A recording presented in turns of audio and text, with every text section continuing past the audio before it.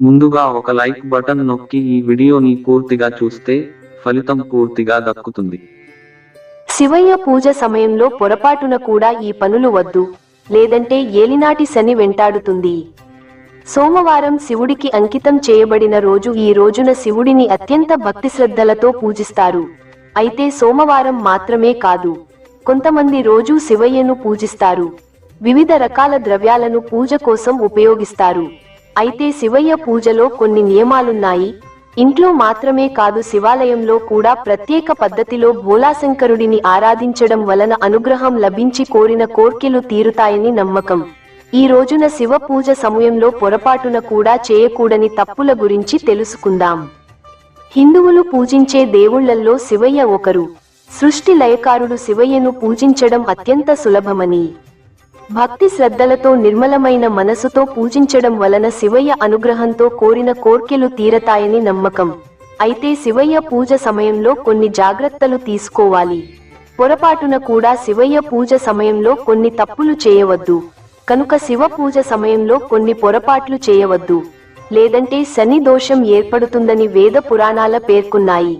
ఈ నేపథ్యంలో శివ పూజ చేసేటప్పుడు ఎలాంటి పొరపాట్లు చేయకూడదు, ఎన్ని జాగ్రత్తలు తీసుకోవాలో తెలుసుకుందాం. సృష్టి లయకారుడు శివుడికి అత్యంత ప్రీతికరమైనది భస్మం. దీనినే విభూదిగా భక్తులు భావిస్తారు. దీనిని నుదిటిన ధరించిన భక్తులను కాపాడుతూ ఉంటాడని పండితులు చెబుతున్నారు. కనుక విభూదిని నుదుటన 3 గీతలు అడ్డంగా ధారణ చేయాలి. విభూదిని ఇలా ధరించడం వలన పాపాలు నశిస్తాయని నమ్మకం.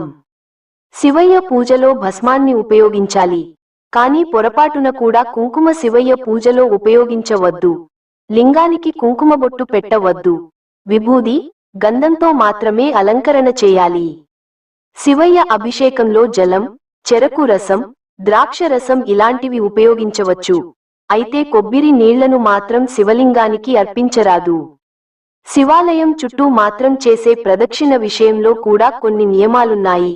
మిగతా ఆలయాల్లో చేసే విధంగా ప్రదక్షిణలు చేయకూడదని శాస్త్రాలు చెబుతున్నాయి.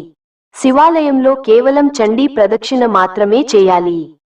శివలింగానికి అభిషేకం ఆవు పాలతో చేయాలి.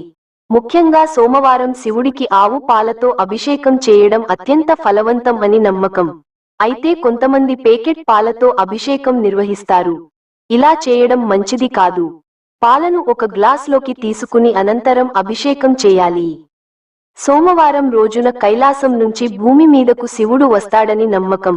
కనుక ఈ రోజు పూజ చేయడం, ఇంట్లో లేదా శివాలయంలో నువ్వుల నూనెతో దీపారాధన చేయడం, బెల్లం ముక్క నైవేద్యంగా పెట్టడం అత్యంత ఫలవంతం. శివయ్యకు అభిషేకం చేసే సమయంలో రాగి పాత్రను లేదా స్టీల్ పాత్రలు ఉపయోగించకూడదు. శివలింగానికి పాలతో అభిషేకం నిర్వహించిన అనంతరం నీటితో అభిషేకం చేయాలి. శివయ్యకు పూజ లేదా అభిషేకం చేసే సమయంలో శరీరంపై ఉన్న చెమట లేదా వెంట్రుకలు శివయ్యపై పొరపాటున కూడా పడవద్దు. తగిన జాగ్రత్తలు తీసుకుని పూజించాలి. ఒకవేళ ఇంటి పూజ గదిలో శివలింగం పెట్టుకుంటే నిత్యం జలధార ఉండేలా ఏర్పాటు చేసుకోవాలి. తెలుపు రంగులో ఉండే పాలరాతి శివలింగాన్ని ఇంట్లో పెట్టుకోవద్దు. ఇంట్లో ఒక శివలింగం కంటే ఎక్కువ ఉండచుకోవద్దు.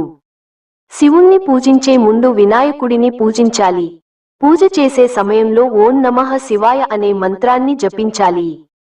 నందివర్ధనం పూలతో పూజ చేస్తే జీవితంలో సుఖ శాంతులు లభిస్తాయి. అదే విధంగా పారిజాత పూలతో శివుడికి పూజ చేస్తే కాలసర్ప దోషాలు తొలగిపోతాయి. శివుడికి ఎరుపు రంగు పూలతో పూజ చేయకూడదు. వెలగపండును శివుడికి సమర్పిస్తే దీర్ఘాయుష్షు లభిస్తుంది. సోమవారం రోజున ముక్కోటి దేవతలతో కలిసి లయకారుడు శివాలయంలో ఉంటాడని పురాణాలు పేర్కొన్నాయి.